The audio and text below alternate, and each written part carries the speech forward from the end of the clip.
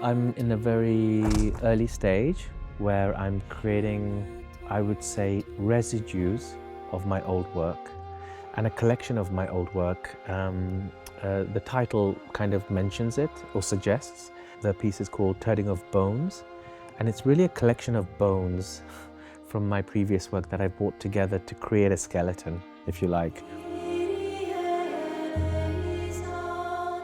The inspiration came from Madagascar, Malagasy people, where they have a ritual called Famadihana, which is the turning of bones. So what happens is each generation goes to a particular place where they have wrapped the bones of their ancestors, and then they unwrap it for one day or a few days, and then they massage it so the spirit or the soul comes out and lives for that moment, and then they rewrap it. So in a sense it's about remembering, but also remembering in a kind of resetting way.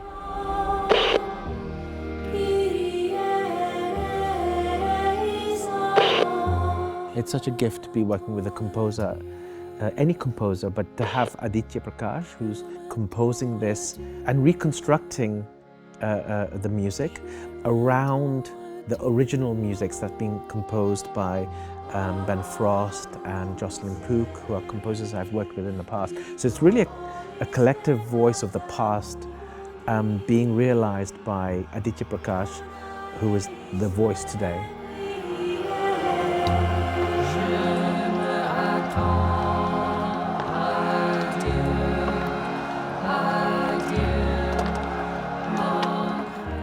The company is wonderful. There's such an eclectic mix of talent and of different backgrounds that they have.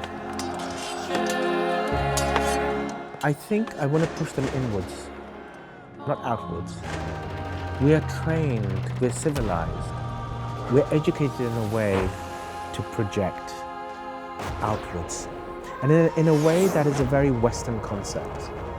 To project means you're taken seriously. If you shout, the louder you are, the more gravitas it has. For me, it's the opposite. So it's almost a process of introverting, going inwards. Because when you project outwards, there's a limitation. The limitation are these walls. When you project inwards, it's like being up in space. There's an entire universe. It's only when the movement is inwards is the beginning of the truth of an emotional state. When you project outwards, there's a physical emotional state.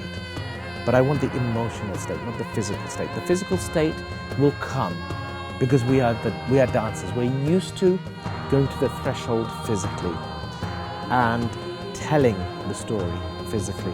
When we want to show pain, we physically show pain.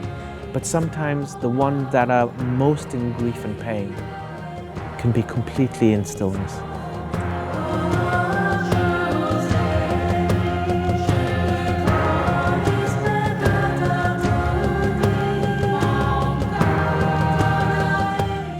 Orsolina is a very profound space, really, and I can't imagine anyone else creating it.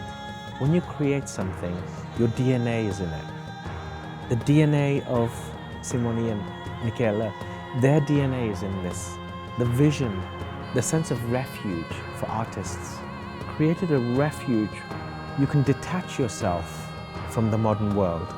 So it's a gift to be here for any artist. Yeah, and that, for me, this is like a second home.